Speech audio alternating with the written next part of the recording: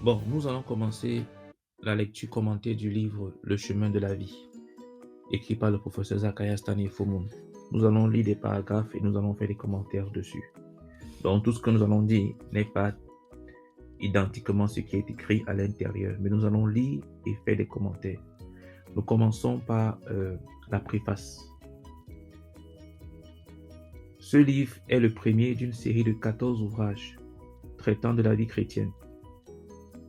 Étant dans le premier, son thème porte sur la voie d'entrée dans la vie chrétienne, le chemin pour entrer dans la communion avec Jésus, la porte d'entrée dans la communion avec Dieu, le chemin de la vie.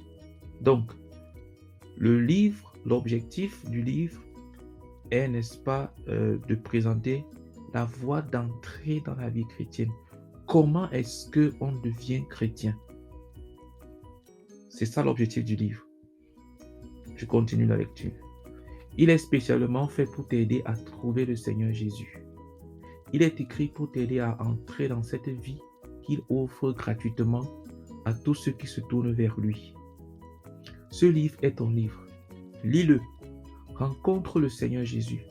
Donne-toi à lui. C'est alors que tu commenceras à vivre réellement.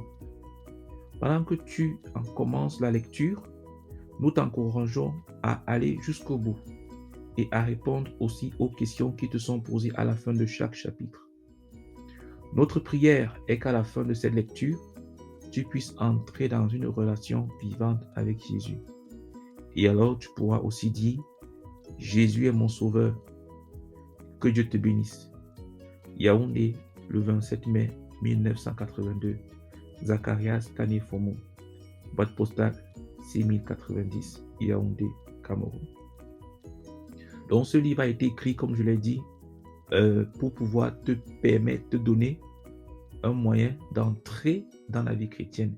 Il te présente le chemin du salut. Comment est-ce qu'on devient chrétien? D'autre part, il te permet également de bâtir une relation profonde d'intimité avec le Seigneur Jésus-Christ si tu es déjà chrétien. Comme parfois il est nécessaire de faire un retour en arrière aux sources pour pouvoir, n'est-ce pas, être rafraîchi dans notre relation avec le Seigneur, de revenir sur les bases, les éléments de base qui nous ont permis de devenir chrétiens, de rencontrer le Seigneur Jésus-Christ.